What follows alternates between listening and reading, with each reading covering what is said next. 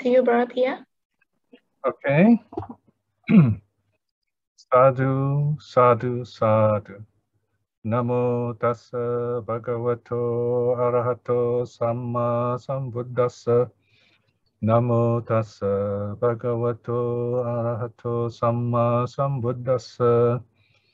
Namo tassa bhagavato arahato samma sambuddhassa. Buddhang saranang gacchami. Dhammang saranang gacchami. Sanghang saranang gacchami. Dutiyampi buddhang saranang gacchami. Dutiyampi dhammang saranang gacchami. Dutiyampi sanghang saranang gacchami. Tatiyampi buddhang saranang gacchami. Tatiyampi dhammang saranang gacchami. Panatipata veramani sikkhapadang samadhiyami. Adinnadana veramani sikkhapadang samadhiyami. Kamesu miccachara veramani sikkhapadang samadhiyami. Musavada veramani sikkhapadang samadhiyami. Surameraya majjapamadatthana veramani sikkhapadang samadhiyami. Sadhu, sadhu, sadhu. Let us now spend a short time doing some loving kindness. In loving kindness, we use some words to help us build up some happy thoughts. Important thing is the happy, joyful feeling. Or alternatively, you can visualize, you can picture some happy event in your life. For example, a favorite place that you like, a beautiful garden. Even as a child, you may remember some beautiful garden or some happy gathering. Some people even use sometimes when they win a prize, they feel very good. So use that event, but don't get lost in the details. We are using these stories to bring back the joy and the peace. That's what we want. So once you get this wonderful feeling, the peace or the joy, then slowly just let go of the visualization, let go of the image, focus on the feeling. Now to help you, I will say a few words. I'll give a few examples, a few sentences, but you only need one or two sentences that you like, that helps you to cultivate this happy, joyful, peaceful feeling. May I be well. May I be well. Say it. Smile. And then silence. Feel that wellness in your body and mind.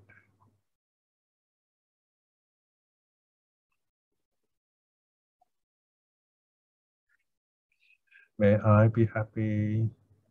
May I be happy.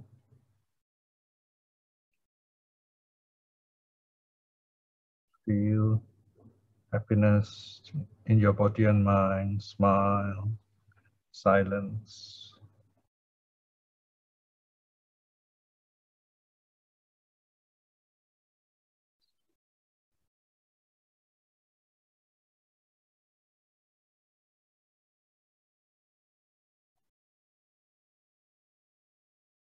May I be at peace. with myself. May I be at peace with myself.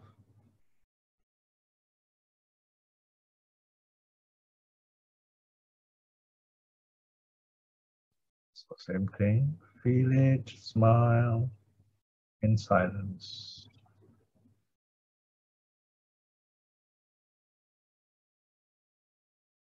You can also use your own words that you may need.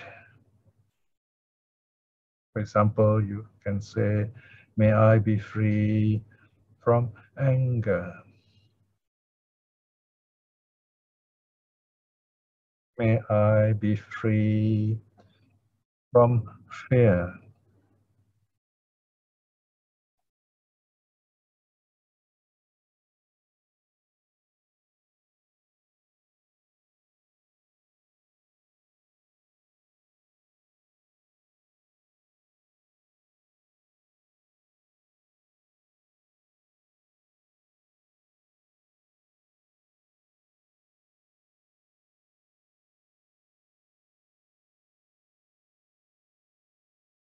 Feel the joy, feel the peace, smile at it.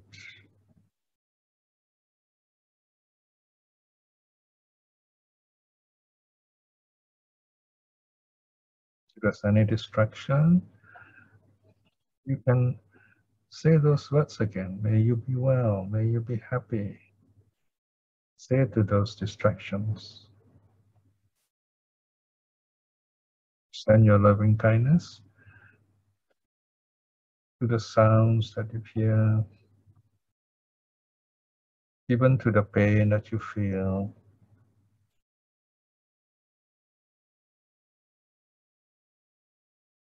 However, if the pain is quite a bad one, then you need to adjust yourself.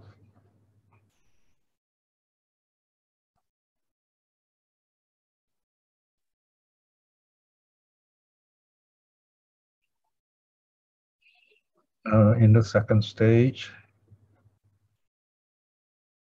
picture the kindest person that you know, your best friend, someone alive, someone still living, a relative, a friend, or a teacher who's always there for you. Picture this person happy, smiling, sitting in front of you or sitting beside you.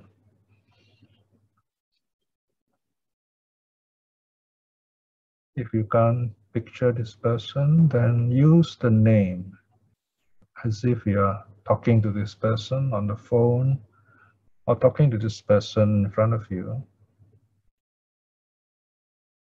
And the same way like before, tell this person, may you be well. May you be well. Silently send the feelings, smile. May you be happy. May you be happy.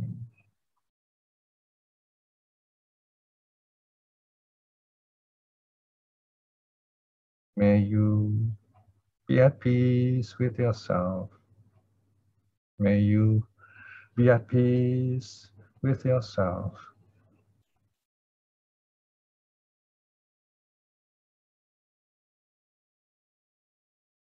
I accept you just as you are.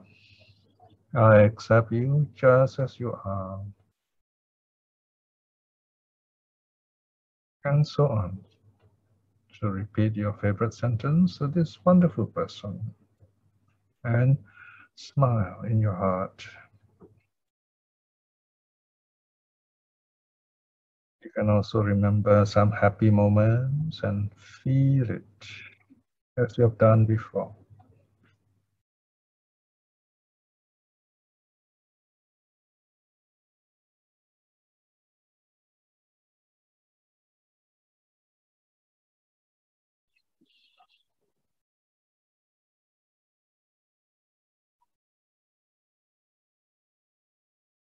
Now, visualize a beautiful white lotus flower in the center of your heart. This lotus is opening up, is blossoming, is shining, radiant like the sun itself, very bright, shining with the light of your loving kindness. This bright light is shining from your heart outwards, brightening up your body and mind. The whole body is bright, shining all around, brightening everything around you, shining your loving kindness on this wonderful person.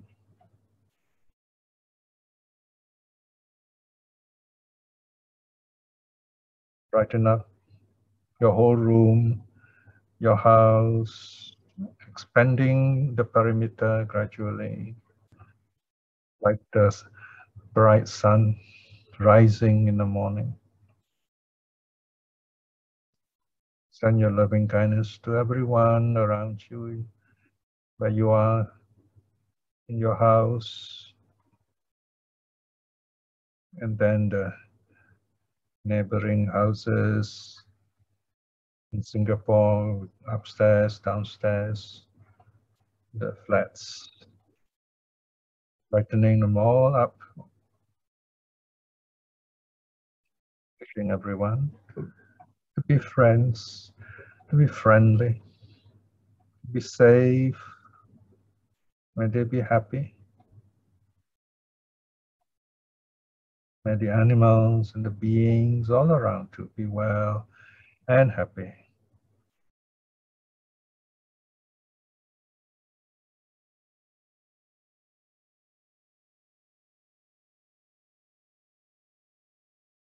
You can gradually extend the bright light of your loving kindness over a bigger and bigger area outwards, the whole housing estate, the whole town, and so on. Anytime you can think of someone special comes to mind, wish them well and happy if you like.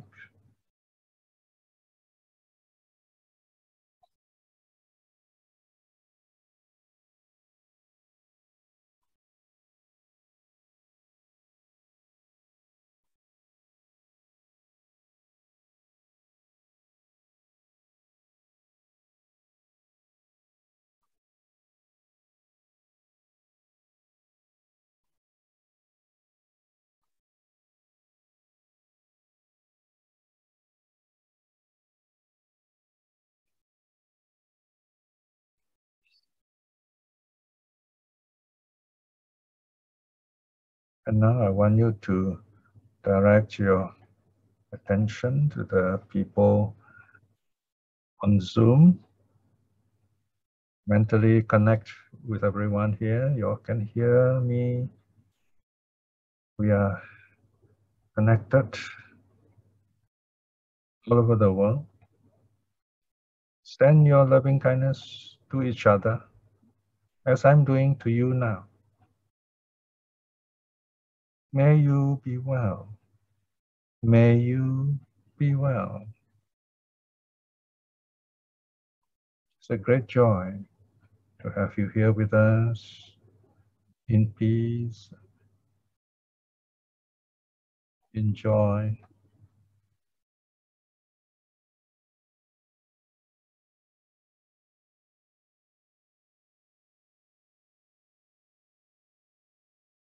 Some of you have been doing this for many years,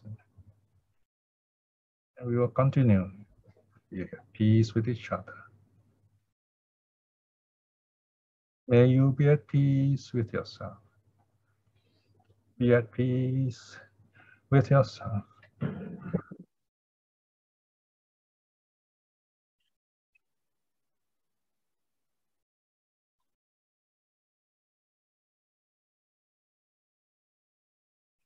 I accept you just as you are. I accept you just as you are.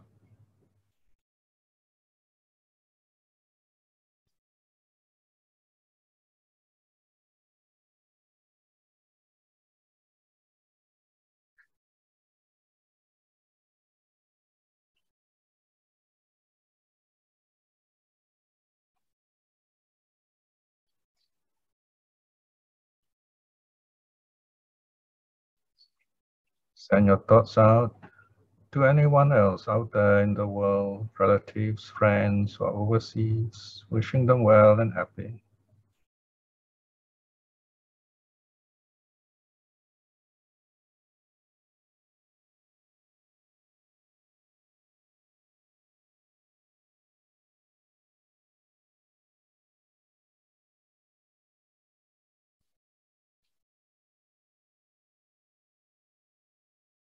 And now we come to the most important stage called breaking the barriers.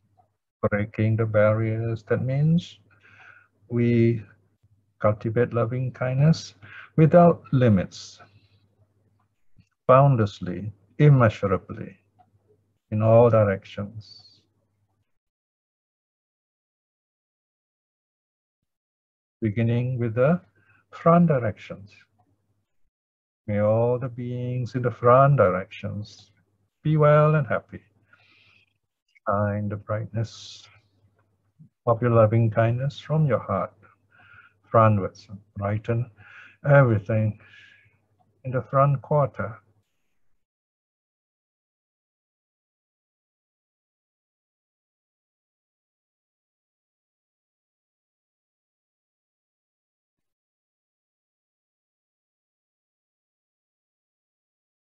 And smile.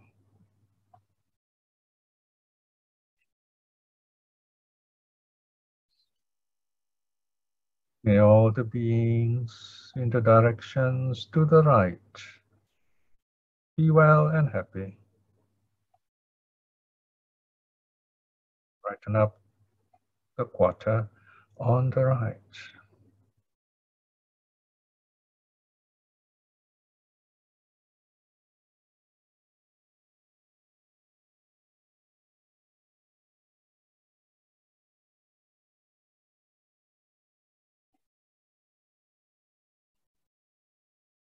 May all the beings in the directions at the back be well and happy.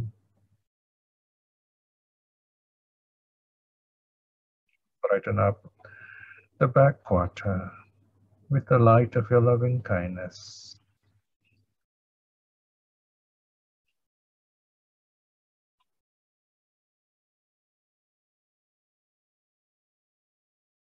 May all the beings in the directions to the left be well and happy. Brighten the quarter on the left.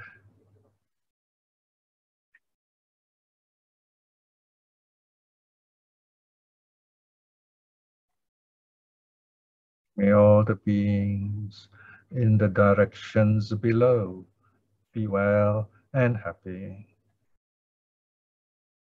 Shine the brightness of your loving kindness downwards.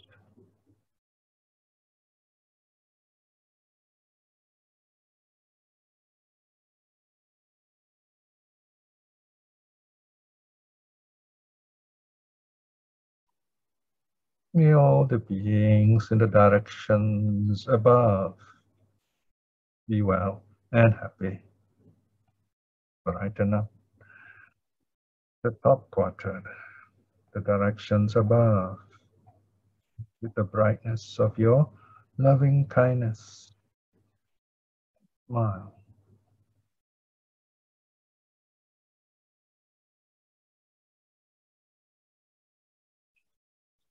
May all the beings everywhere be well, be safe, be friendly, be happy.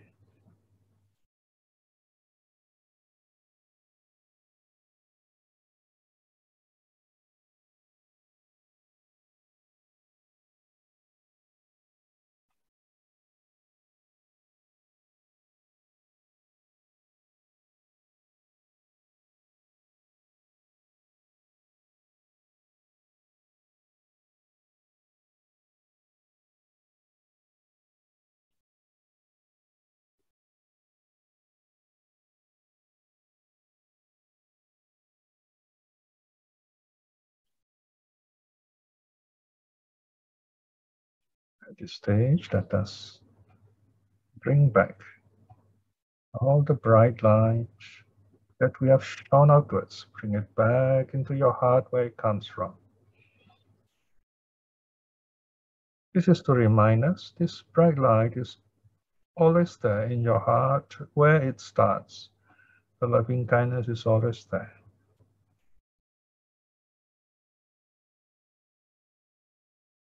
When you feel sad or suffering, having difficulties with anyone, remember this bright light to bring you happiness and strength. Remember this beautiful bright light to help you in your meditation.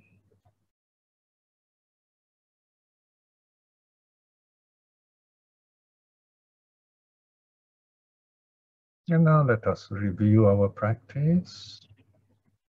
Remember this peaceful moment. Remember the good parts. Short moments of joy, even remember them. They will help you in your future practice or whenever you need. And now to end this session, sit quietly, just sitting, just sitting. We begin our meditation slowly, gently. We end it also slowly, gently.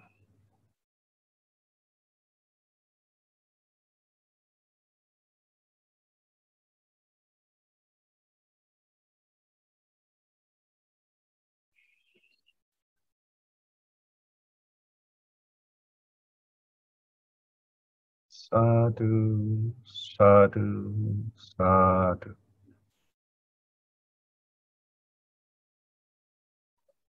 Now we go on to our study.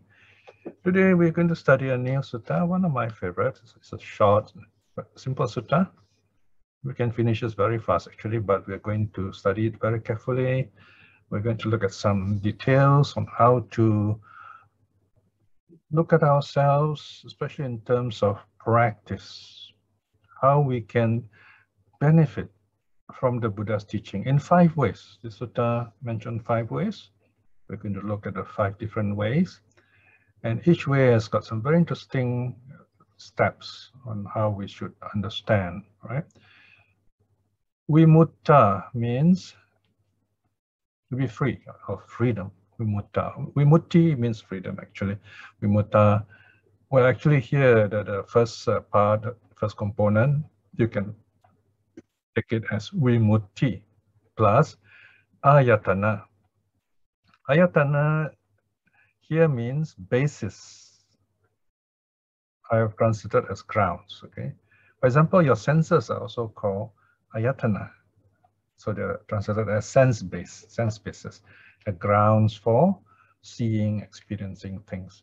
So here, the grounds for gaining freedom, in other words, or to be more simple, ways of awakening, ways of becoming free through the Dhamma. Okay, that is the sutta on this. A 5.26. You find that in A Anguttara, there are many such simple suttas, especially for the lay people. So this is the Book of Fives, Sutta number 26.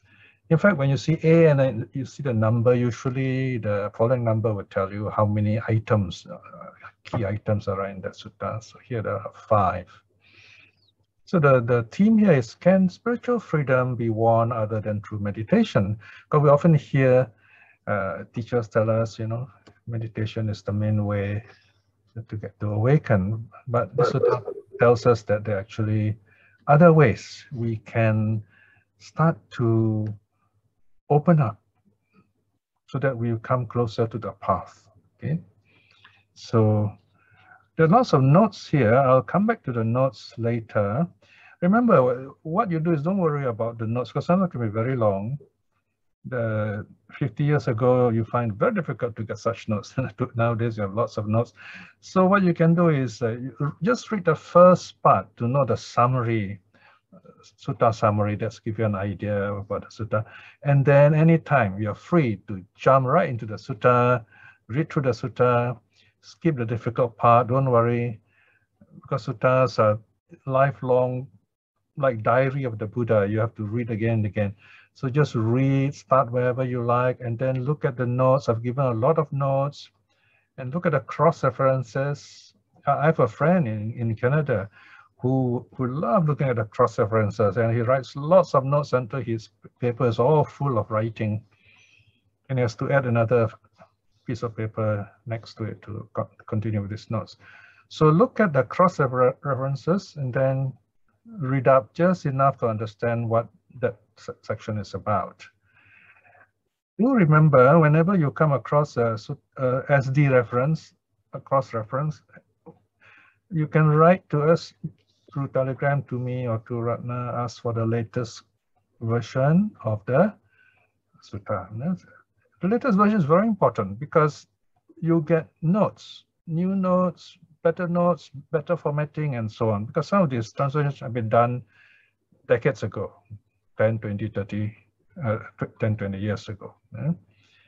So remember, just a reminder for those who are new, to know whether you have the latest sutta or not, you go right to the bottom of the sutta, you will see a date there, right? And from that, it's a computerized date. In other words, you see the year first, and two numbers like this year's 21, and then the month is 10, and then the date, okay? So you check, see which one is the latest that you have. Then you can just message us, ask for the latest, you are not sure, all right? Let's look at the sutta first, and then I will cross-reference with the notes as we go along. Vimuttayatana Sutta, the discourse on the grounds of freedom, how we can awaken to the Dhamma, A5.26. Bhikshus, now remember these are bhikshus again, monks, the Buddha is addressing the main regular crowd in front of him, but there are others present, listening, the nuns present, there are laymen, laywomen, even non-Buddhists. Sometimes we're talking about India 2,500 years ago, so it's not like a nice building, it's the open air. Very often you have goat herds and cow herds also listening. You know, we have one story where the cow herd listened to the Buddha teaching and is so happy, he wants to renounce on the spot. He wants to become a monk on the spot. Then the Buddha says, you please give back the cows first. All right, so it's a very open kind of environment. So the Buddha is addressing the monks, bhikshus. There are these 5 grounds for freedom or spiritual freedom, awakening. We got to ask ourselves that what is the context here? Okay, so here the grounds for freedom, spiritual freedom. Don't just think of awakening, arahathood generally. You can tell yourself, what is it exactly? For us, especially, it would be reaching the path, stream winning. The first step on the path would be stream winning. That is our freedom, the first step to our freedom, okay? And then from there, you progress upwards to once returning, non-returning, arahathood. So here, the Buddha said there are 5 ways you can reach the path. You can be free from samsara and reach the path, of course, in this life itself, by which the unliberated mind of a monk, okay, here you see monk usually refers to meditator, all right, there's a footnote there. Dwelling, heedful, ardent, assertive, finds freedom. Now notice this word, dwelling, heedful, ardent, assertive. Once you see this phrase, it refers to meditation. Heedful, that means you're mindful, you put in effort, and then you direct your mind to peace. So here, from this context, when you see freedom, it's not too general. Here, there's a specific meaning, freedom of mind, okay? In fact, you can, the first line is a bit broad, but here it is mental freedom. One simple way of looking at this is, the Buddha is saying, how can you get into mental focus, for example, okay? Again, if you're not sure, then think in terms of a range of meaning, right? So here, vimutta or vimutti, the noun is vimutti, vimutta is the adjective. You have a range of meanings from mental freedom, so that you're mindful, you can meditate, you can focus, to freedom of reaching the path, to full awakening, arahathood. Right? So you have this broad sense. So as you read, you say, okay, well, what is the meaning here? So you can see the meaning clearer that way, becoming more specific. Okay. So here, as I said, when you see dwelling, heedful, ardent, executive, you know this is about meditation. The mind becomes free. Free of what? Here, the mind is free of the senses. What prevents us from being focused? When you sit in meditation, you notice sounds becoming louder, thoughts coming, and so on. Your senses become more sensitive. So once you sit quietly, it's like you're bringing home all the five senses. So you notice all this sensing, five of them. And the sixth is the mind, of course. So once you close your eyes, why? Because you don't want to see, we don't have to process sight, seeing, so that we can focus on the mind. We let go of sound at the ear door, so that we can direct our attention to the mind. We don't worry about smell, taste, touch, of course, here is the feeling, the temperature, things like that. Again, we prepare ourselves first, and so we're comfortable, and we don't have to worry about all these things. So we let go, we renounce the senses. So as I said before, you can see meditation as actually the practice of true renunciation. When we renounce the world are the five senses. So we slowly let go of the five senses, the world. And this is not easy because the world keeps coming back. The world wants to come back, want to intrude, because we are the world. What we experience through the senses are our world, creates our world. And the mind processes all this. So what we're doing now is we're letting go of this worldliness, okay? So that the mind is free. So when we talk about freedom here, we're talking about freeing the mind. The mind is free, at peace, it brightens up, becomes very clear, and with that, we see true reality. That's the key to awakening, to the path of awakening. Then the Buddha continues, says, or, that means there is another alternative here, or by which the mental influxes, not wholly destroyed, become wholly destroyed. Mental influxes here refer to all those things that hold us back in this world. Okay? Central lust, the idea of existence, and ignorance.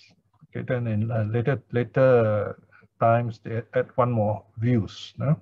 So these are the influxes. They are called influxes because they flow in through the senses. So when we think of something and then we say, oh, I like this, I want that, I want to become this. Even in meditation, we find this very joyful state. We say, wow, this is wonderful, I want more of this. All right. So then, of course, essential lust, opposite is hate, right? So all this hold us back in the world. So this line says, we only have destroyed a bit of it. Like most of us here, you've been very peaceful people. You have overcome quite a lot of these very negative aspects of our life. So now we go on to remove more of these negative defilements, influxes, until they become wholly destroyed, completely destroyed. And someone who has completely destroyed all these influxes is an arahat. Okay. So that he's the most advanced, just like the Buddha. So this is a second benefit. Notice there's more than one meaning, okay? So in the previous line, the Buddha is talking about freeing the mind from the senses, or freeing the mind from the body, so that the mind can focus, reach samadhi, reach jhana, and then you come out of it with the mind very clear and you can see true reality. Number two, or by which the mental fluxes, not wholly destroyed, become wholly destroyed. Here is where you can remove those defilements and then reach the path, become a stream winner, once returner, non-returner, arahat. Okay. Or there's something else here. Or where the unattained, unsurpassed safety from the yoke is attained. Okay, once you see this safety from the yoke, yoga kema, okay, it refers to nirvana. So here you have add some more clues. This third line in the sutta itself is fourth line. This is the third or, refers to nirvana specifically. So we have to revise our idea a bit because, okay, this last line refers to arahat, and line 2 beginning by which the mental fluxes and so on. So that one refers to stream winning up to non-returning. Okay, and then the line before that, by which the underberated mind of a monk and so on, refers to the meditator, right? So there you are, you have a better idea. Line 2 talks about the meditator, line 3 talks about those who have attained the path from stream winning to non-returning, and then the last one is the arahat. So here the Buddha basically is using the term freedom in a broad sense, from meditation itself to attaining arahathood and in between. So what are the 5? The Buddha tells us, no? What are the 5 ways we can free the mind from the body? We can free ourselves from suffering. We can even attain arahathood. All right, so now I've numbered for you here, brackets 1, all these brackets 1 and so on. These are numbers I've added for you for convenience. It's not found in the sutta, but it is, that's why I put the brackets. Experiencing the Dhamma, wisdom through deep listening. So this is the easiest. We start by listening. So here you are listening to me talking, and I'm also listening to myself. So here, bhikshus, the teacher, here I put a big T, refers to the Buddha. And to be sure, I put square brackets. Square bracket is something, it has 2 meanings. And one means it is something extra information there. In case you're wondering, who is the teacher here? It's the Buddha, okay? So you don't have to read the word Buddha. Of course, you can if you want, but it just is called amplified, or something, it explains the previous word. Another meaning, whenever you see square brackets in the ST translation in this series, it means look this up. Look this word up. Now look further, get more information. Okay, that's another meaning. So 2 senses. The ST translation is such any intelligent person look at it, you will know how to use it. Basically, we use common sense in our conventions. All right. So you look at square brackets here, you more or less know what it means. The teacher, square brackets, the Buddha. Or a certain colleague in the holy life. Here again, square brackets. A certain fellow brahmachari. Okay, here I put the big word in the square brackets. Brahmachari. Now you have dharmachari. Dharmachari is a broad term for anyone who practices the Dharma. Can be layman, can be monk, or nun. Brahmachari refers to a celibate practitioner, renunciant. So this refers to the monk who is a renunciant. Okay, brahmachari, celibate, the monk practitioner. Okay. So here the line says either the Buddha or someone taking the role of a teacher, someone who is the teacher, teaches the Dharma to a monk. All right. So in other words, when you're listening to the teaching from another person. All right, so let's see what happens. Go further down. So the first way of freeing your mind is through listening to the Dharma, as we're doing right now. Bhikshus, even as the teacher or a certain colleague in the holy life, in the role of a teacher, teaches the Dharma in whatever way to the monk, here Mang is you, okay? To you, who's the audience in this case, he feels joy. I'm going to change the word here because here it refers to you, the listener. You feel joyfully inspired by the meaning or the goal, the purpose, if you like, and feels joyfully inspired by the Dharma or the teaching in just that way. Simplified. So the Buddha said, if you're listening to me teaching or one of my disciples teaching, or later on you hear someone teaching you the Dharma, in whatever way you listen, whatever way can mean, okay, right now through Zoom, or maybe you're listening to the recording later on after this, or you're listening live to another person teaching the Dharma, or you're listening to a tape recording. Okay, here it includes reading also, because of course, Buddha's time they don't have books, but it's included here. Yeah, reading, Sutta translation, for example, is included here. In whatever way, see, that's the meaning here. In any way that you connect with the Sutta, you feel joyfully inspired.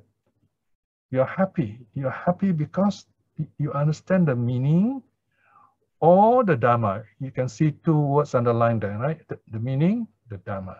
Okay. So here we have Atta Veda. Okay. The meaning, the Pali word is Atta Veda. It means you are happy knowing the meaning, the goal, the purpose of this teaching, the sense of it, basically. The other one is Dhamma Veda, the second word, the Dhamma underline, the teaching, Dhamma Veda. So here means joyful because of the Dhamma. You're happy to hear the Dhamma. You don't understand it yet, but you hear, say, oh, this is nice, I like this, very peaceful, right? So these are two ways we get inspired, we feel joyful, right? So now the Buddha explains what happens when you go through this kind of experience, when you feel peace. Another thing I must tell you is that you can feel this joy. It's not like something you start jumping up and down in your chair, or you feel like, you know, so happy and you're going to shout. Not necessarily that way, okay? I mean, thankfully, not everyone is going to be like that. Then we will never have a peaceful study, you see? But here, the idea is you have that wonderful sense of peace inside you. You know it's there. You feel good about it. Maybe right now you're feeling that, but you don't actually know it, so to speak. After the study, you look back and say, oh yes, when I was listening, I was peaceful. Why is this so? Because we have two levels of experiences. The first level is the usual one. You're listening to me, you know I'm talking, you're listening. So this is the, you know what's going on. Okay, this is the cognitive level, if you like, the thinking level, all right? You know what's happening. This is the most very common way that we communicate with people. But there's another way. It's called the feeling level, feeling experience. For example, a mother listens to the baby making funny noises, mother is very happy. Okay, mother doesn't think, mother feels very happy, okay? So when you listen to the Dhamma, it's like that. You feel this joy, this peace. So you are not thinking about it, you're feeling it. It's just like when you exercise, you don't think about it, you just do it and you feel very nice. So there's thinking, there's feeling it. It's very important to distinguish these two kind of experiences, okay? Well, so the Buddha says here, notice 2.3, feeling joyfully inspired. Feeling, the word is feeling here. It doesn't say knowing, it says feeling. Why feeling? Direct experience. Direct experience, feeling, right now you're feeling it.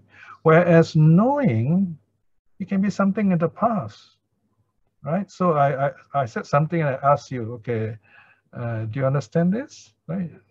Do you know it now, right? So I'm talking about something in the past. You have to look back. Whereas the proper meaning of feeling here is right now you're feeling it. Of course, English is very, broad in this case. I don't want to go into the details here, but take it on a simple level. Feeling means direct experience, okay, right now. So feeling joyfully inspired by the meaning, that is, you know what this teaching is about, what is the purpose of this teaching. Feeling joyfully inspired by the Dhamma, you listen to the teaching, you like it, the teaching as it is. Gladness arises in you, okay? You feel glad. Okay, this is Pamuja, all right? So you all have Pamuja, and amongst us, the name Pamuja. Another meaning, spelling is Pamoda, also can, right?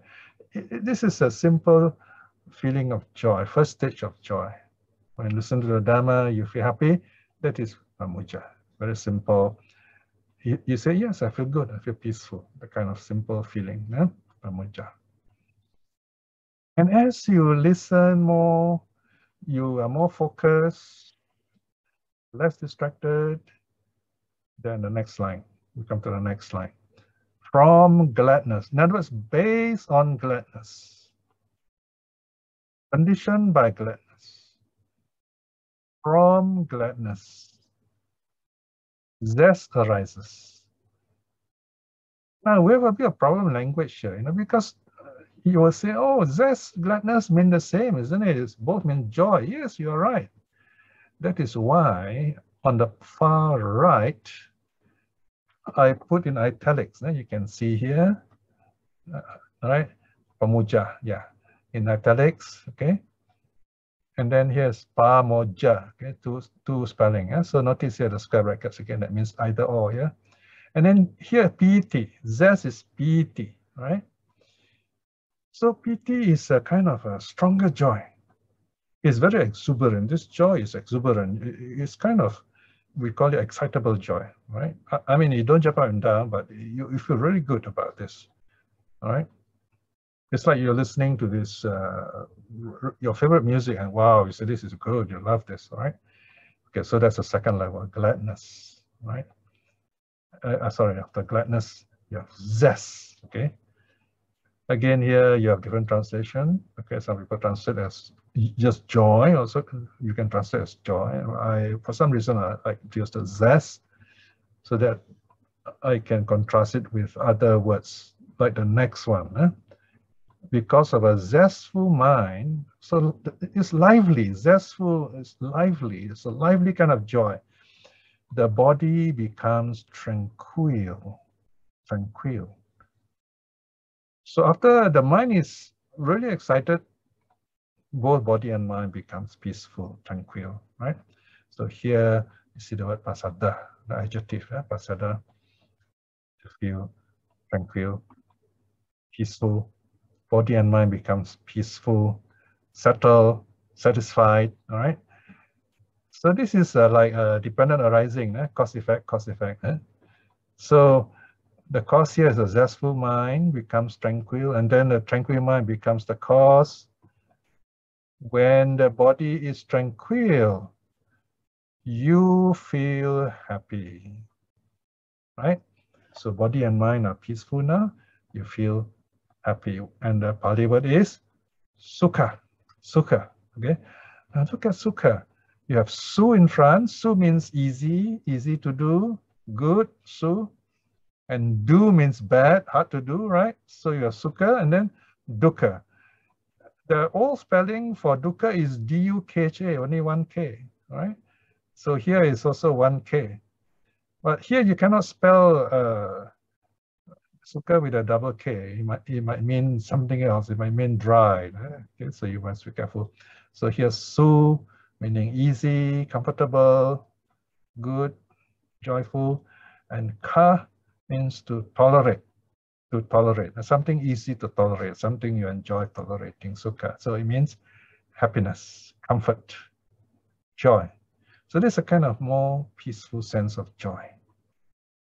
Okay, so in other words, now you notice the joy becoming less and less physical, becoming more and more mental. Pamuja to piti to pasadi to sukha. Okay, here the words are used as adjectives, by the way. Now, the last line says, a happy mind becomes concentrated.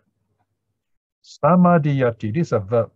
This is samadhi is the noun, and then there is a year, y infix, and then making a verb, and then t, showing is the third person singular, he.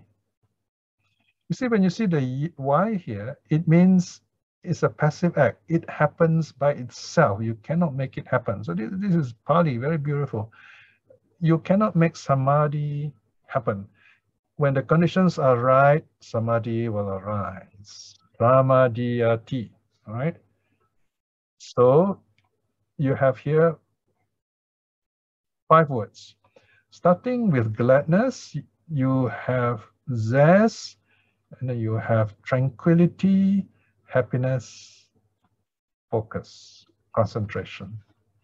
That is why we smile during our meditation, to help our mind focus, to be happy, okay? So here, the teaching is given in detail. So if anyone asks you, why do you smile in your meditation? Okay, read this, for example. This is one of the explanations, okay? So this passage will repeat itself for each of the 5 ways of freeing the mind. 2.4. This bhikshus is the first ground for freedom. So this is the first way our mind becomes free. This is the first way we can let go of our defilements, that we attain the path. Or even in some people, this is the way they can be totally free. Like, for example, in the case of Bahiya, he just listens, becomes an arahant. So anything can happen depending on your karma. So here the Buddha summarizes 2.4. He says, these bhikshus is the first ground for freedom. So now we know this freedom has 3 senses, right? First, it means mental freedom. Number 2, freedom to reach the path, becoming a streamliner onwards. And the third one is freedom from samsara itself as an arahant. Next line, where the unliberated mind of a monk, dwelling heedful, exertive, finds freedom. Okay, this is the first one, about meditation, reaching samadhi, focus, and jhana. Or, it's number 2 here, or where the mental influxes, not wholly destroyed, become wholly destroyed. Right, so here we know, because of the next line, this refers to stream winning, once returning, non-returning, the path. And then the third one, or where the unattained, unsurpassed safety from the yoke is attained. This is arahathood. The yoke here, yoke is like something that ties you, you get yoked, like the buffalo is yoked to the plow, okay? So here we are yoked to samsara. We are like cows, we are like buffaloes. Samsara yoke us, and we have to do whatever the world wants us to do. We get caught up with suffering. Safety from the yoke, we are free from samsara. So that's the arahant. So there you are. We have this very interesting sutta here. This first part showing how the mind works. Now, okay, I'm going to go back now to the notes, okay, so that the rest will be easier for you to understand. So go to 3.2.1, please. All right, let's look at 3.2.1. Give you a summary of the sutta and other Dhamma teachings in this connection. Okay, very good. There you are. You see 3.2.1, applying the models of the 3 wisdoms to the, let me see, the 3 levels of renunciation. Okay, that part is missing. Okay, this one I just had not proofread yet. Okay, 3 levels of renunciation. You can see the missing word at the bottom. And to the 5 grounds of freedom, we can structure them in this manner. So now we combine 3 teachings.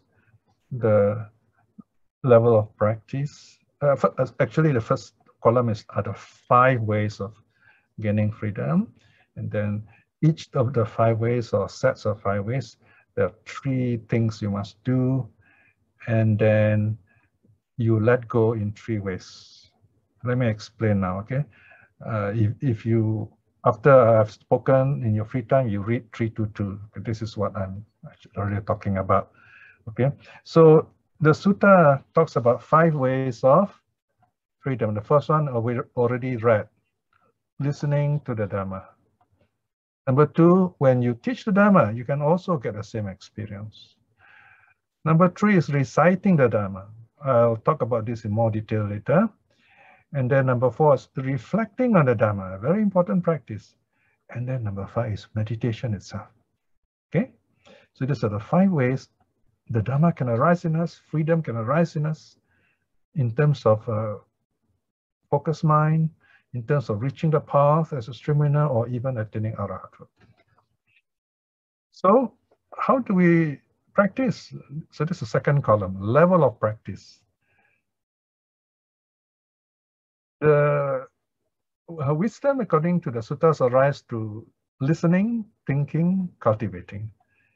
Okay, you have what's called, later on when you read in the notes, there is wisdom from listening. Sutta, Maya, Panya. Sutta, S-U-T-A. Sutta means what is heard. S-U-T-A. And not S-U-T-T-A, that's another word, okay? Sutta, Maya, Panya. Wisdom through listening. It's the first kind of wisdom, all right? The second kind of wisdom is wisdom through thinking. Wisdom through using of the mind, through reasoning, if you like. So it's got to do with the mind. Mind-based wisdom, if you like, okay? So you got ear-based wisdom, first one. Second one is mind-based wisdom. There are 3 here. The middle 3, teaching the Dhamma, when you teach the Dhamma to someone, when you're reciting the suttas, when you're reflecting on the Dhamma, wisdom through thinking arises in you because you're using your mind, okay? And then the number 5, meditation, brings you wisdom through cultivation. Actually, in Pali, it's the same word. Cultivation is bhavana, and the word for meditation also bhavana. But here in English, we use 2 different words. So you get wisdom arising through meditation. That's the third kind. So once again, in Pali, wisdom through listening, sutta, maya, panya. Maya is M-A-Y-A. No? Wisdom through thinking, cinta, maya, panya. Okay, cinta in Malay, Indonesian means love, no? But here cinta is the old Sanskrit meaning, Pali meaning. Cinta means that which is thought, thinking. Wisdom through thinking. Cinta, maya, panya. Cinta here is adjective of citta, okay, the mind. And the third one is bhavana, maya, panya. Bhavana through cultivation, through meditation. So this is your own direct knowledge, realization. Listening is third-hand knowledge you get from others. Thinking is your own idea, but it could be wrong because sometimes we think wrongly, right? But it is a good try, okay? And then the third one, cultivation, is direct experience. Okay. Now, before we take a break, let me finish off the third part. Level of renunciation. So as you understand the Dhamma in these 3 ways, you also renounce the defilements. You renounce all the negative aspects of your life. Okay. So the first one, wisdom through listening. Right now, you're listening to me. You displace the negative emotions in your life. Displace, that means you push out, substitute temporarily. In other words, you're not angry, you don't have negative thoughts, right? Because you're here listening. It's a temporary stopgap. Your negative thoughts have been displaced by this present happy moment. This environment is such, it will push away all those negative thoughts that you have. So while you are here, provided you pay attention, by the way. So if you're not paying attention, maybe you're answering the phone, or you think of your donor, or you're talking to someone, you're not paying attention, of course it won't work, okay? Here, assuming you are fully attending to this talk, then these negative situations will be displaced. So this is called tadanga pahana. Tad is same as tang, meaning that. Anga means factor. Pahana, remove, abandon. That factor is abandoned. That thing, that part is abandoned. In other words, that negative thought that's troubling you is temporarily pushed away because of the present situation. That's why it is called displacement or substitution. Temporary freedom, but it's still good. You feel the joy, right? So if you recall it, it comes back to you. So this is the first one. Okay. Now the second one, when you think about it, you continue and then to look at the Dhamma, you think about it, and when you think about it, they will say, oh, this is good. I don't want to be angry. So you suppress the negative emotion. You don't allow it to arise. So this is suppression. Suppression is good. It's consciously done. Repress is not so good. It is not known. You don't know what's going on, right? So you suppress the anger, you are in control, right? So this is called vikambana pahana, abandoning through suppression. You said, no, I should not get angry. I don't want to be sad at it. You know, so you take charge of your mind. So this is the second way which you can do it. And the more you do, the better. It becomes a good habit, okay? The last one is the most wonderful. Abandoning through uprooting. You pull out the roots of greed, hate, delusion, they no more trouble you. This is, of course, the Arahat. Samucheda pahana. Now look at the word samucheda. You have sam is the prefix meaning con, showing togetherness, and then ucheda. Ucheda means to, ucheda itself already means to uproot. In fact, cheda means to cut, and then there's the u means down, cut down to the roots. U, no? Ucheda. So samucheda. So there are two prefixes, sam plus u plus cheda. Okay, you uproot the whole of greed, hate, delusion, and you're free from it to become arahat. So this is called getting rid of the defilements to uprooting. So these are the three ways. So at the moment we are doing through displacement, and sometimes we use suppression. Okay. All right. I'm going to stop here for a while. We'll take a break, 5 minutes, then we'll come back. Okay. Thank you, Brother Piya. Everyone will take a 5 minutes break. Let's continue. Okay. Okay. Now, second method of freeing the mind. Okay. Okay, let's look at the notes. All right. So here we are. Put it down. Okay, now brackets 2. Teaching the Dhamma. Okay, so even when you teach the Dhamma, because you don't have to sit Zoom to teach. Sometimes your friend asks you something and then you are chatting over coffee, you're telling this person about the Dhamma. You peacefully, focusedly, you tell this person about the Dhamma. So here, section 3. Furthermore, bhikshus, neither the teacher nor a certain colleague in the holy life, in the role of a teacher, teaches the Dhamma to a monk. So here it says, okay, it's not the Buddha, not the Buddha's disciple, but you yourself, okay? You yourself teach the Dhamma in detail. Notice here, in detail is italics. That means it's important, highlighting it. You teach the Dhamma in detail to others, just as you have heard it, just as you have mastered it in theory, in this or that way. Okay, look at this first. So we don't just say one word or two words. No, we explain it in some useful detail. That's the meaning here, so that you can practice. Otherwise, we don't really get something, you don't get anything useful, right? So this word in detail is very important. It means there is context, there are some things you can practice, there are references, where to look up, things like that. So you teach as you have heard it, as you have mastered it, all right?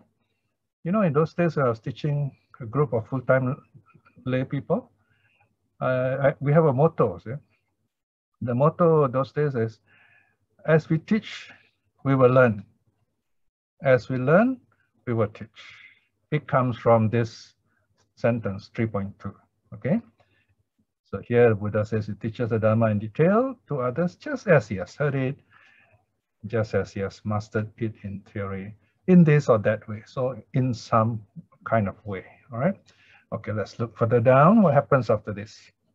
So when he's teaching this Dharma, see, bhikshus, just as the monk teaches the Dharma in detail to others, just as he has heard it, just as he has mastered it in theory, in whatever way, in that state, he feels joyfully inspired by the meaning and feels joyfully inspired by the Dharma.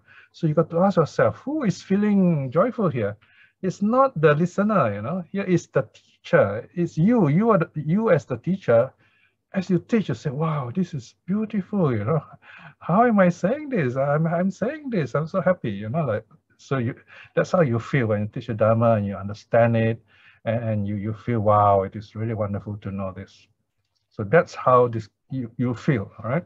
So, and then the whole cycle starts again. This passage, notice they're all in italics, 3.4, nah?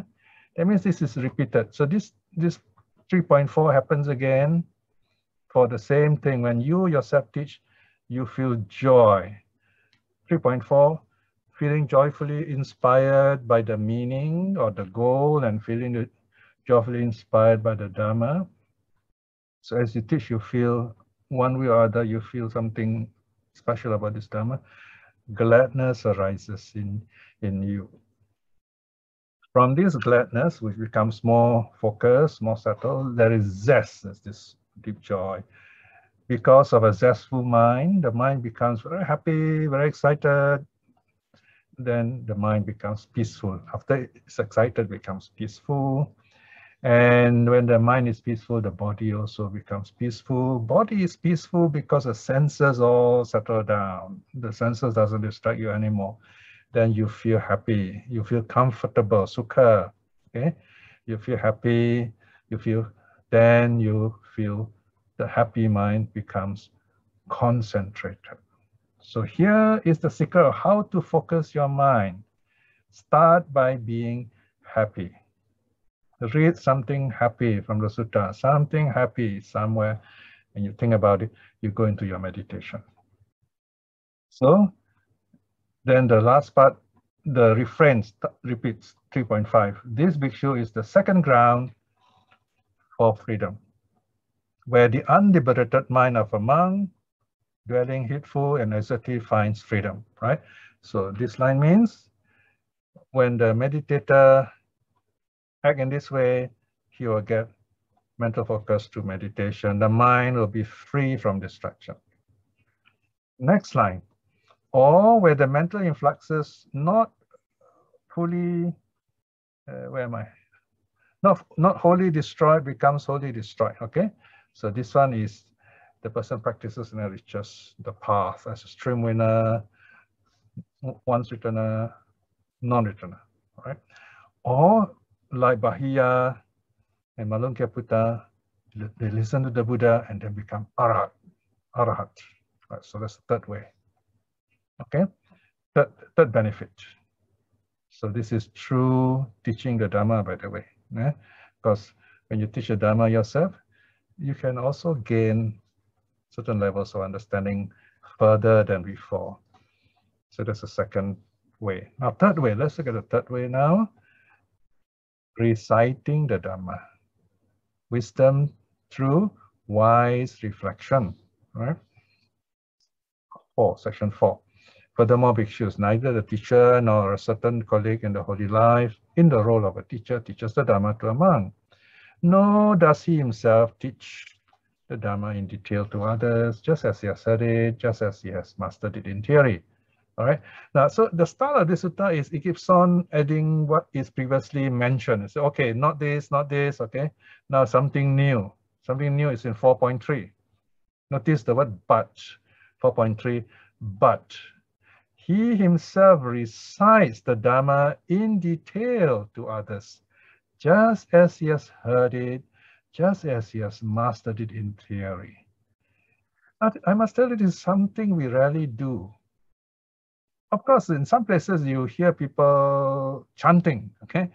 Chanting is different from this, okay?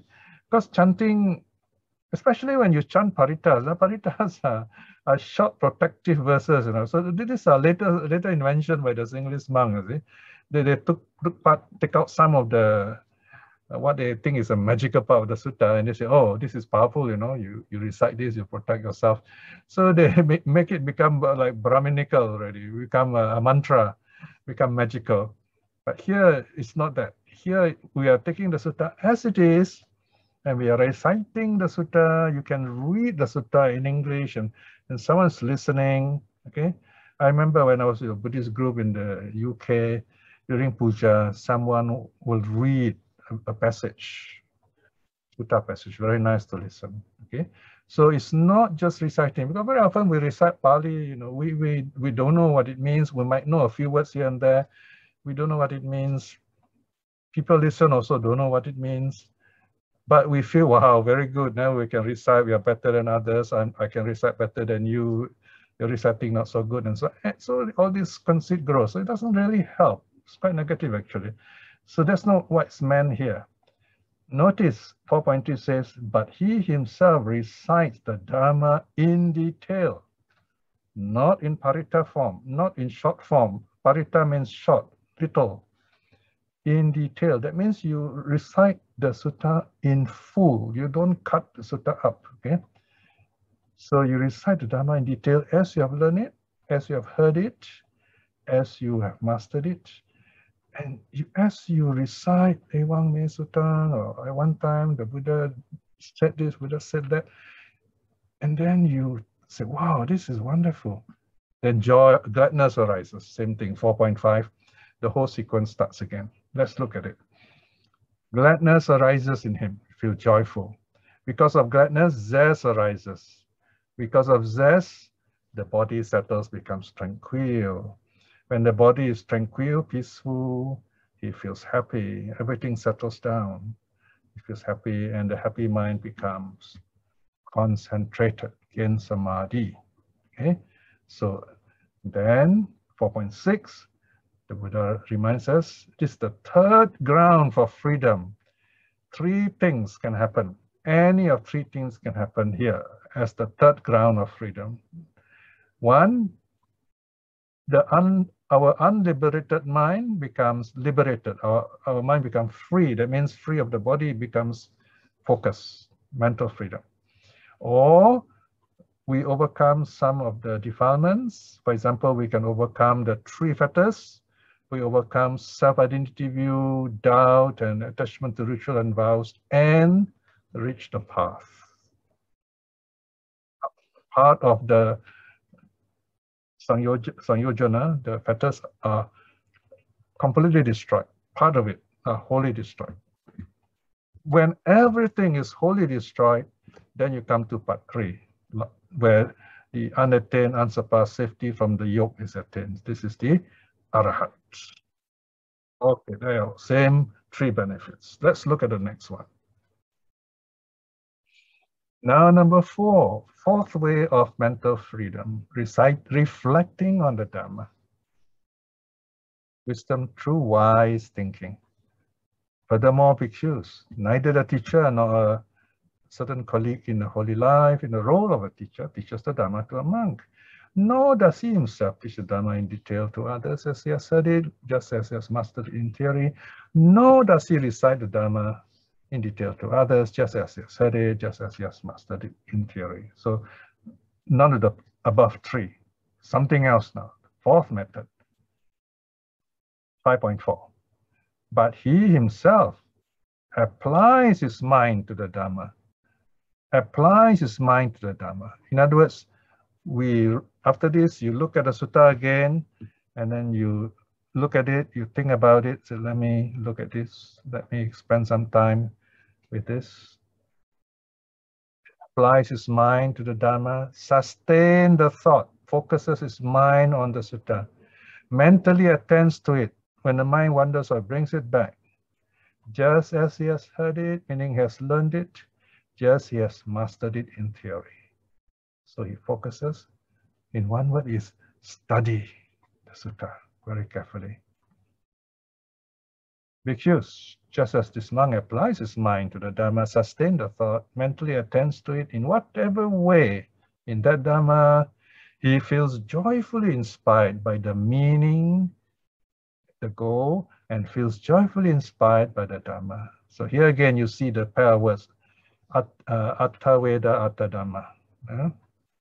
So gladness arises in him. Because of gladness, zest arises. Because of zest, the body becomes tranquil. When the body is tranquil, he feels happy. A happy mind becomes concentrated. Okay, cause effect, cause effect. And as a result of this concentrated mind, you have fourth benefit, three of them. The mind which is not free becomes free. You attain focus, samadhi. Or number two, you overcome a bit of defilements and you attain the path as a stream winner, Pansutana, and so on. Or number three, become Arhat, also possible. This is method number 4. Now we come to the last one, number 5. Okay, 5 is meditating, wisdom through mental cultivation.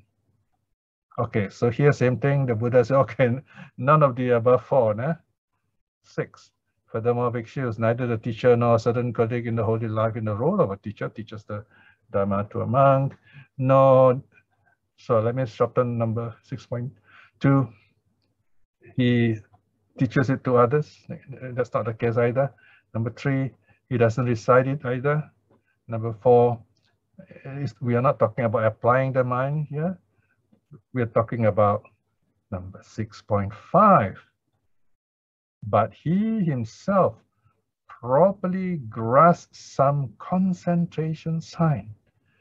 Notice here, normal talking, normal studying, normal reflecting, meditation. The mind focuses on some concentration sign. The best known concentration sign here is your breath. Okay, the nimitta is your breath. Another one we did today is loving kindness. Okay, sometimes you can meditate on say bright light or space. So these are extra things to help us focus, right? So you focus on some sign in your mind so that your mind is free from the senses and attains focus. So when this happens, when the mind has grasped the sign, the mental object, what happens? Let's go further down now. So having properly considered it, where will we now? Further down, further down. 5th ground, 6th ground. You got to go down some more, I think.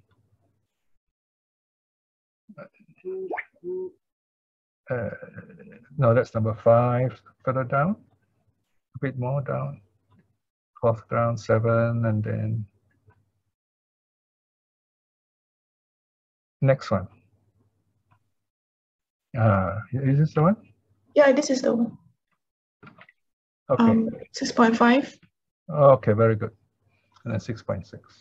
Mm. So here, Bhiksu just says this monk properly grasped some concentration sign, having properly considered it, having applied his mind to it, having well penetrated it with wisdom. Notice, penetrated it with wisdom. That means see its impermanence and then let the mind focus on it without being distracted in whatever way, right? So there are different ways of doing this in that Dharma.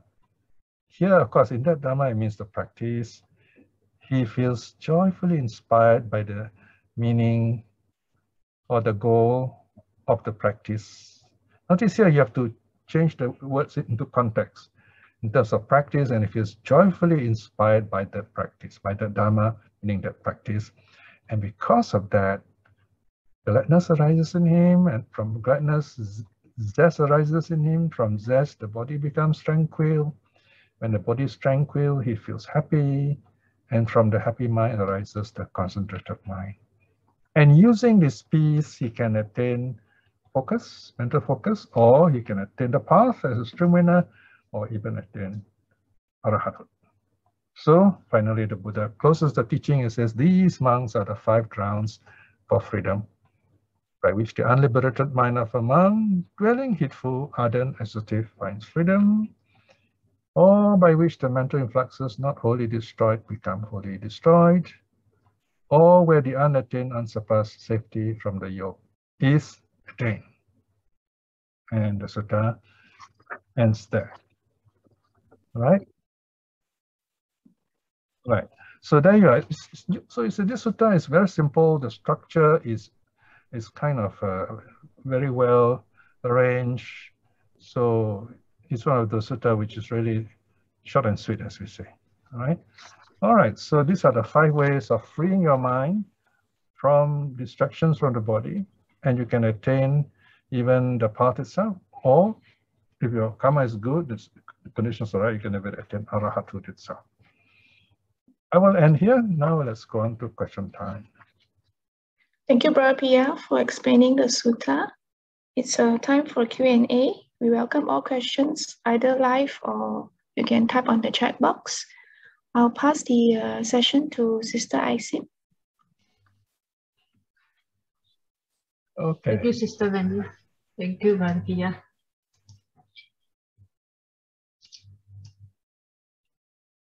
Okay, let me start with the first question from Ryan Go. All right. Yeah, Sadhubante. We close our eyes during meditation. It helps keep our visual clear of clutters by using noise cancellation headsets. It will keep out audio disturbance. This leaves us with 2 of the 3 senses. As we are seated in meditation, we also do not go touching or tasting. So this leaves us with only smell and mind. Is this true?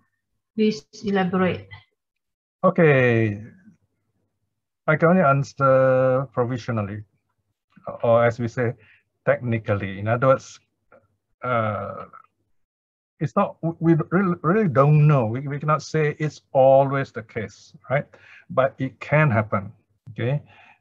If you find using those gadgets, because nowadays you got, you know, they're selling all these noise cancelling devices, and even gadgets that can measure your brainwave when you meditate. I'm not sure how well they work. You try them. If you find you are peaceful and they don't affect you in other ways, and you don't become dependent on them. That's very important, because if you depend on them and without them you can't meditate, then you won't be right, you see. So in other words, it helps you at first because maybe you have a very noisy neighbor, whatever. So you use it, and then after a while, you find you don't need it. That is fine. Okay, so we're quite open about these things. Use them without being dependent on them. So long as they're helpful, you can use them, but don't become dependent on them, and don't ritualize them also, basically. Yeah. And nowadays, science is also watching, it's also studying meditation. And I think, you know, even in schools in Singapore, you know, you have meditation classes, you know. I don't know about other places. I know other countries, like even UK, you got US, UK, you have people teaching meditation to students who start very young. So in Singapore, so we have, I remember my son's school, they have this meditation, and then my son says, oh, my father teaches meditation, so he doesn't have to go for it, he says.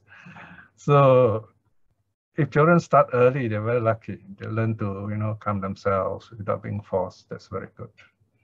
All right, so that's my take. If you still need some answers, please ask some more questions. Thank you, Brother Piya. Next question from Brother LCO. Does auto-suggestion by constantly reciting a section of the sutta to learn certain aspect of the Dhamma useful and in accordance to the Buddha teaching? Example, be a lamp upon yourself. Right. Let's forget the word auto-suggestion for a while, because it might, you might have certain ideas. Okay, this is what we're talking about. Let's just say, okay, we keep on reciting this word, be a lamp.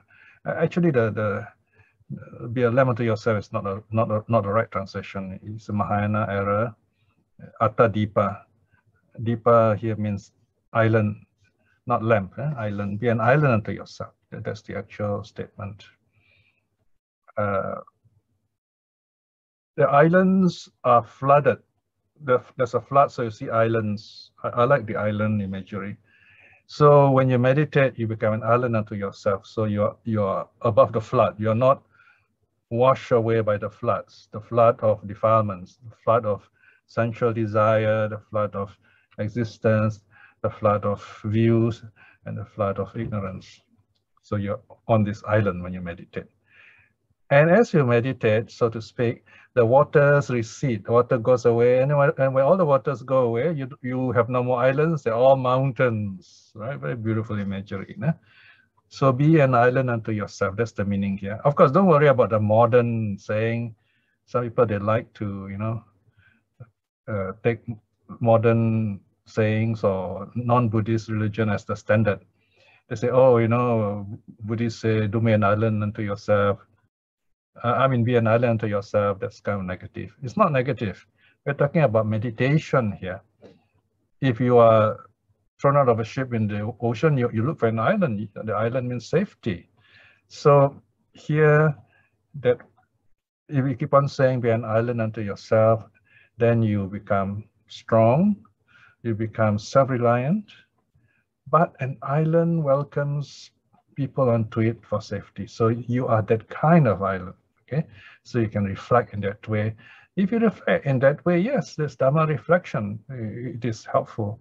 It helps you to focus your mind intellectually because you're saying words so that you remind yourself what to do, what not to do. So it helps you to keep your precepts that way. So I would say, yeah, that is a good idea to that extent. Okay, let's go on. Thank you, Brother Piya. At the moment, there's no more question in the chat box. Okay. Any brother or sisters would like to ask question, you may do so to raise your hand, Sure, yeah. hand now. So remember, like we have a few more sessions left. End of the year, it's a bit December will be the last lesson. There'll be 2 suttas on the what is that? Kalama Sutta. So meantime, please email me, message me. Someone has written me a couple of nice letters telling me what suttas they like, you know, some suggestions. So we welcome ideas. Tell us what sutta you like. Even topics, you know, from the topics you can get the suttas, so that we see what are the important ideas we can combine, and maybe we start something next year for you. Okay. All right. Brother Yes? Piya, there's some question in the chat box. Yeah, sure. From SKEGSS4. Okay. What is the wisdom produced by hearing and reflection? Okay. Well, it can be, it means this, you see, when you listen to the Dhamma, you go through a change, all right? So you hear something new, something you've not heard before, and that opens up your mind. You feel happier because now you understand. Say, oh, I understand impermanence better, now you feel happy. So this is basically what happens. The sutta also explained, for example, the way we think creates states of mind, whether happy or sad, you know. So we have to know how to deal with all these thoughts, right? So that is, we hear all these teachings and we know what to do if we're happy. That's the meaning here, right? So that's called wisdom through listening. In other words, you feel wise, you know what to do that's helpful to you through listening to the teaching. That's the meaning, all right? All right, thank you, Brother Piya. The next question from LC Chin. It takes a lot of parami and practice again and again to be able to reach the path through the 5 ways, especially parami. Is it true? Okay, if I want to be really honest, I would say not true. Because sometimes we hear people using certain words and we tend to repeat it as if it is, as we say, gospel truth. I hear the word parami quite a lot. Parami actually is a Mahayana word. It's not so common in the suttas. Later sutta, yes, you know, in the commentaries. Parami means perfections. Parami means, if you take parami as what's called Pubbecha Kata Punyata in the Mangala Sutta, remember? Pubbecha Kata Punyata, having done good in the past. That's okay. Okay, because I don't want parami to end up as becoming such a technical term that we just go on repeating it and then it doesn't mean anything after that.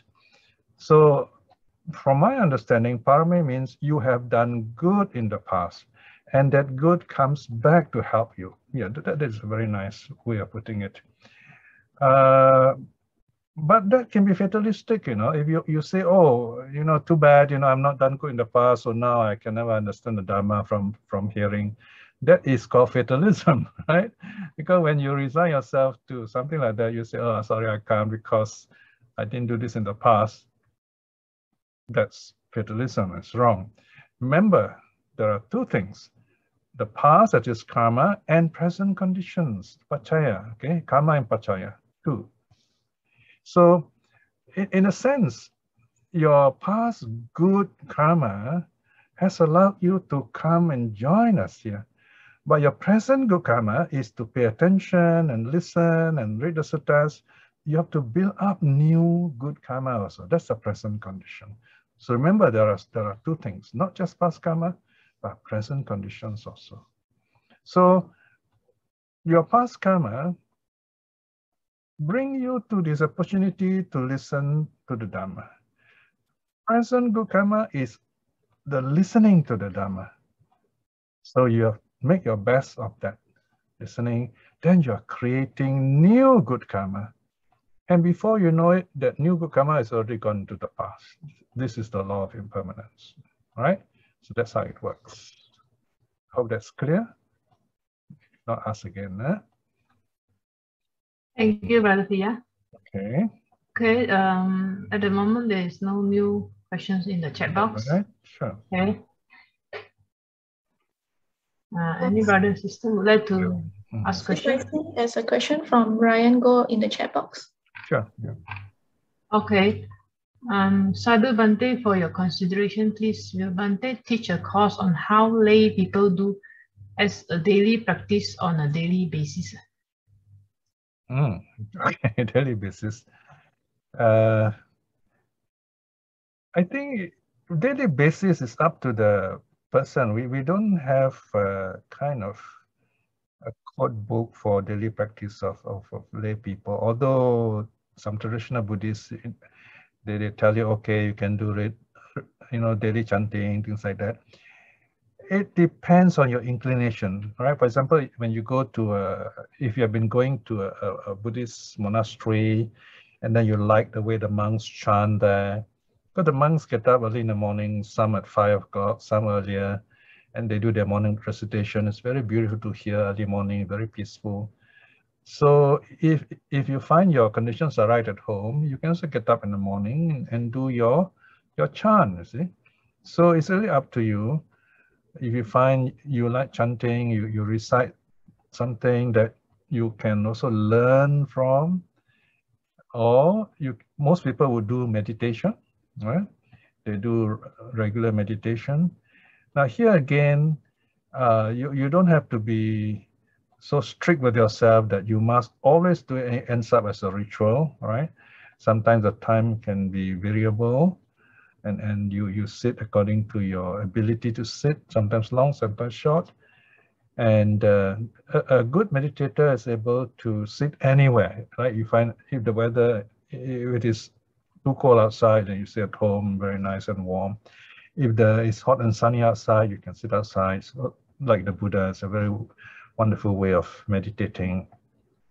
So basically, there are three things, sila, samadhi, and panya, which you should try to practice. Keep your precepts well, that's your daily practice. Right? Try your best to keep your precepts. And if you do break any precepts, then find out what caused it. Why did I break the precept? And you have something to learn there, all right? When it comes to samadhi, meaning meditation, again, you choose your practice, okay? And then you build up, maybe you do one in the morning, one in the evening if you like, or just once a week even if you're too busy. Important thing is, you know, anytime, any place, when you find there's something to do, you can just watch the breath, even while standing in the train for a moment, because you're not doing anything, you're not driving, so you can just stand there quietly and then just watch your breath, be at peace with yourself, for example. Or you go to this beautiful scenic scene in the country. It's after looking around at the beautiful scenery and you more or less picture in your mind, and just sit quietly for a while in a peaceful place and you just feel it with your breath. So that's another practice you can do. Okay, so these are some suggestions, all right? Like my practice is I do my regular sutta reading and translation. That's something I've been doing for 20 years now. Then nowadays I also do my senior yoga. As a rule, I do it every day, but I take like 1 or 2 days off every week. It's about 50 minutes of simple stretches. But I do get this little bit of sweat to help me stretch myself to stay healthy. And I recite the Namo Tassa, Refugious precepts and so on. And it helps me to notice whether I'm focused or not. You know, you'd be surprised when you do this yoga, because you're supposed to repeat 3 times each step. And then you forget, did I do the first step? Did I do the second step? And then so on. So you have to be very focused. So it helps in the focus also. So you can vary your practice depending on what you notice. Make it interesting, make it helpful to your life also, so that you live a healthy, happy, wise, and helpful life. So there is quite a variety of things you can choose in this case. All right, do what you feel happy doing that's good for you. Okay. Thank you, Brother Piya. Next question from Brother LC. I joined IIT Saturday Pali class recently and find it very difficult to learn the Pali language. Is this effort a waste of time? Oh, all right. I don't know what to say here. Okay, language is not easy to learn. Apparently, women have a better brain for language, you know. I mean, to be honest with you, Ratna is learning Spanish and she's going well ahead of me. And I have to decide to give up studying Spanish on a regular basis, because I feel that the time is better used for my translation. But of course, I do occasionally read some Spanish language book.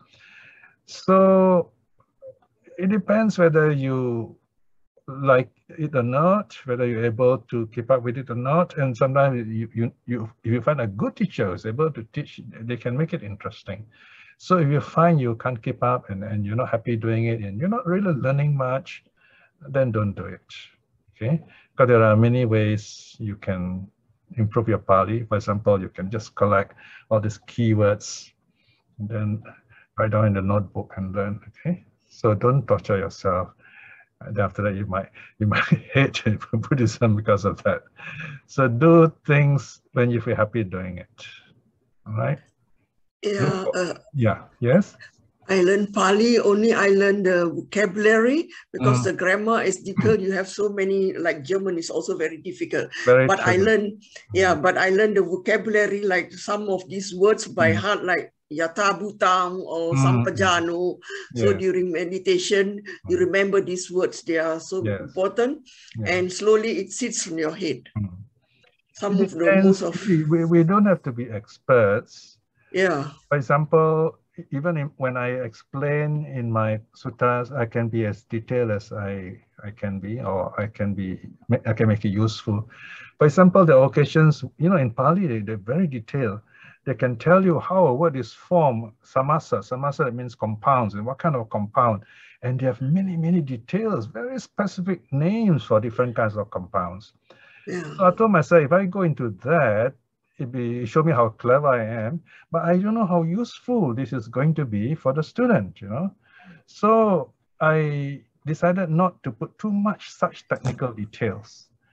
I only put in what is helpful to the reader of the sutta, so they can use it to understand further the sutta, right? So there are many things to learn, but ask yourself, is it useful or not? Not just learning for the sake of learning, you know, then it becomes very academic, right? Yeah. Yeah, these are some things we got to consider. And as a Buddhist, you have this freedom to consider, okay? Yeah. I'm very happy you all are making effort to learn. That's amazing, okay? Yeah. All right. All right, thank you, Brother Piya. Wait, there's a question here I have from Chao Eng. It says, how was Katina held during the Buddha's time? Okay, this is a good question, all right? Okay, let me be honest with you, all right? Katina is one of the most abused rituals today. Every monk is celebrating Katina. Sometimes, I don't know whether that they actually properly keep the rains retreat or not. Katina is a special ceremony for this whole sangha of monks. That means at least 5 monks or more.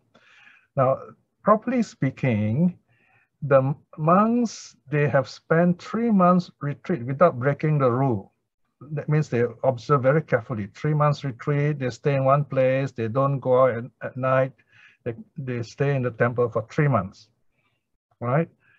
And then the last day is called Pawarana Day, where they invite elder monks to point out any mistakes they made.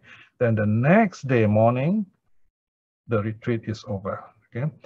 After that, I think within a couple of months, you know, there'll be a Katina ceremony, right? That means there'll be a lay sponsor, there'll be a robe offering to the monks. Katina actually refers to rope making. So this monk gather together, they make ropes, see?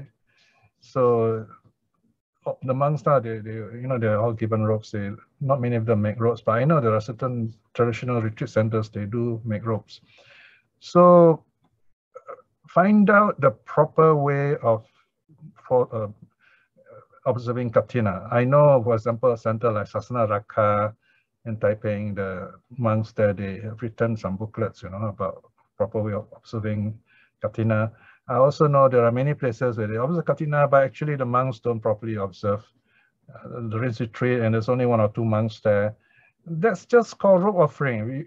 We don't use Katina. Katina is a very big thing for the whole Sangha. Okay? And you don't invite monks from outside just to get number 5. You got to have observed the retreat yourself there properly with 5 monks, the Sangha there. It's not a fundraising thing. So today it has become a fundraising thing. You see money trees and donations. So anything can be used, or anything will be used by such people for fundraising, and that is not right, all right? So find out the real meaning of Katina, look up that book from Sasana Rakha and read about it. Okay? Thank you, Brother Piya. This question from Brother Gohan Kui. Sure. Okay, Brother Piya, is it right to say that the practice of the 5 grounds for spiritual freedom leads to the 5 elements of spiritual freedom? Pancha Nisaraniya Dhatu.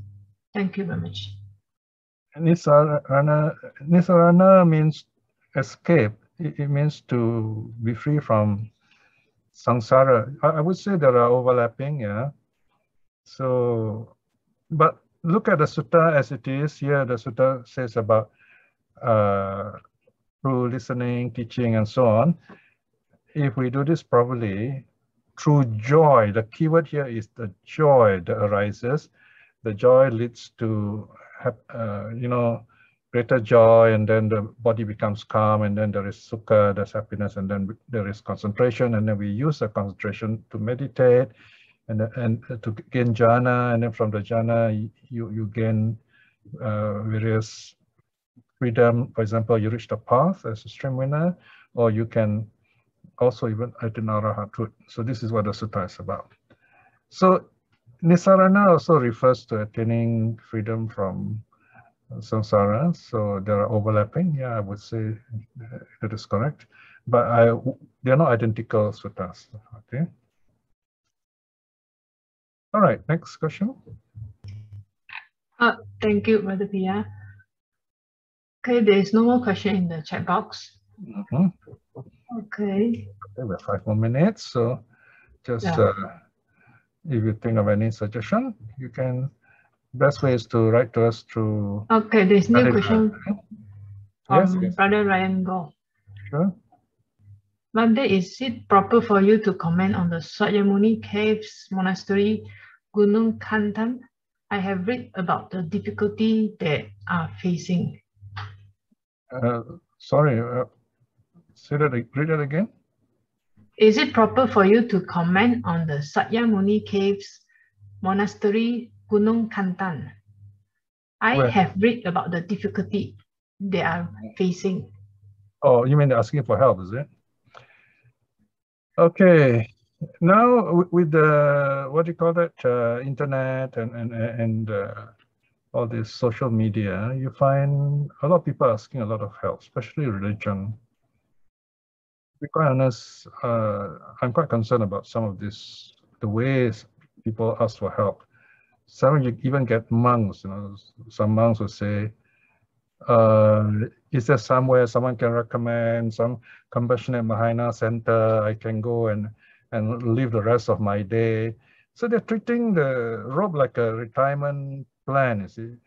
Because if you're a true renunciant, then you'll be at peace with everything around you, with all the people around you. You wouldn't be saying, oh, these people don't have compassion. That means you're not keeping the precepts. So something's going on and people don't support you. As a monk, it's different. If you keep the rules, somehow you will be happy, because the forest monk lives very simply. So who can live more simply than a forest monk, for example? So if a monk uses social media for this kind of help, one begins to wonder what's going on, see?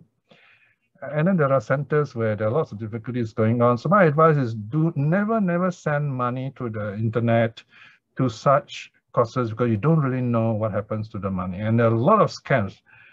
Only a while ago, we saw one sign downstairs which says that every day around $500,000, Sing dollars, mind you, goes to scam because of the internet, you know. So be very careful, right? I know you all are kind of generous people and you want to help.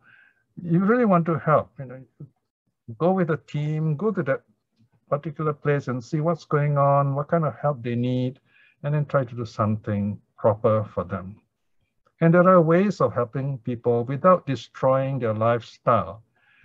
You know, for example, Singaporeans especially, you know, we have become world famous, especially in Southeast Asia and South Asia, as very generous, very rich Buddhists who are the Ang Pao Buddhists, to be exact. In Sri Lanka, we are called the Ang Pao Buddhists. So if any Singaporeans go to Sri Lanka, and there are some monks there who know, I have this Singaporean friend who went there, he told me, oh, this monk held his hand and pulled him and said, hey, please give some Ang Pao to our brother monks, you know. So you have this kind of situation. This is terrible, you know. So we should not allow this sort of thing to happen. Okay? This is abuse of the religion. All right. So you want to help, do it properly. You don't give money to monks. You can build a school, or you can build a kuti, whatever, but money must be managed by a proper layman committee. And there are proper ways of doing this, basically. All right. And then there's a question just now about how many people should observe Vasa. Okay, ideally Vasa should be properly observed in a monastery where there are monks, and these monks are gathered together. So of course, the numbers don't really matter. Usually depends on how the lay people can support them. So if the lay people can support them, the number can be bigger. And the monks can decide if there are enough monks, they can do it together, it's more convenient. Monks who are living, say, far away, say in the West, living all alone by themselves, they observe alone by themselves. So they won't have the privileges of Katina because they're doing it alone, see? So then they will, of course, perform very simple robe offering ceremonies, not Katina, you know, things like that. So these are we call it 101, monastic 101, is it? If you have been a monk before, you know these are things you do or you should not do. All right. So it depends on the situation where the wasa is concerned, right? How many monks are there? And if there's a monastery there, you go to the monastery and stay there. In fact, there are very interesting ways the monks observe retreat. I remember when I was in a monastery in Bangkok, on the rain retreat day, first of all, the abbot will address to all the monks assemble, and all the monks in the temple who are staying there have to come together. It's very important. They assemble in the monastery. Then the deputy abbot will announce and say, okay, this is the perimeters of the monastery. Okay, in the north, I think it begins with the east, I think. In the east, west the border, and then you turn clockwise, west the border, all around, you know. So these are the borders. So you're not supposed to get out of this border. You have to come back and make sure to stay to sleep in this monastery. If you go out there even for one night, you've broken the rains retreat, things like that. So we are told all this very carefully where the Vinaya is concerned. So it's good for laymen to know some of these things so that the monks will keep the rules. Because the monks sometimes think that the laymen don't know anything, you're all blur, and they do what they like, which is not good.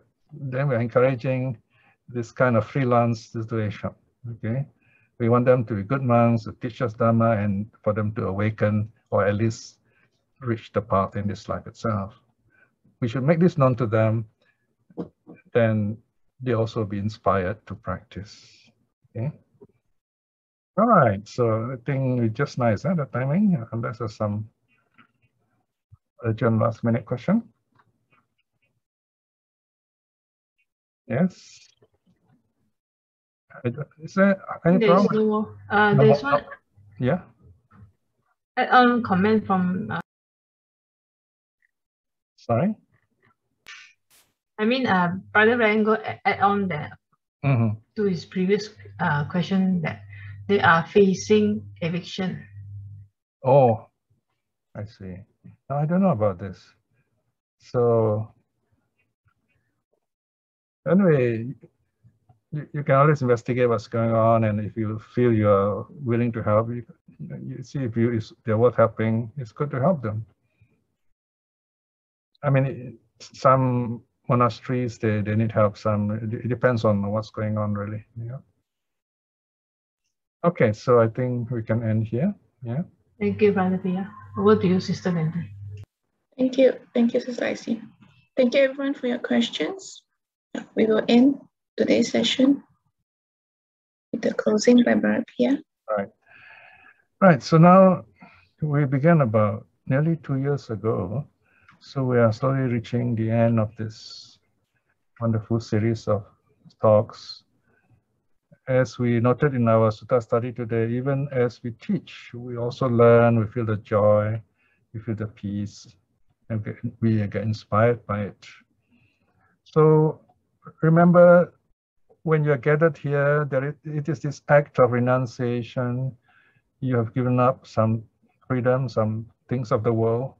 You come here to observe the three refuges, 5 precepts, to practice some meditation, and study some suttas. You are training yourself in sila, samadhi, panya, in a small way, but important way. By all this good deed you have done, that we have done, may we be well and happy. May you be well and happy. May our loved ones, our relatives and friends to be well and happy. Send your thoughts, your kind thoughts to people who are important to you right now in this wonderful moment, that they may be well and happy. Most of all, let us always remember, out of the deep gratitude that the Buddha and his wisdom has arranged his teaching in such a way that it has come down to us to this day. And these teachings are still practicable and realizable. And also, we still can recall the noble disciples of the Buddha in their lives to inspire us to practice. With that in mind, let us close by reciting the threefold closing salutation. Arahang Sama Sambuddho Bhagava Buddhang Bhagavantang Abhivademi. Padam. Swakato Bhagavata Dhammo Dhammang Namasami. Bow down.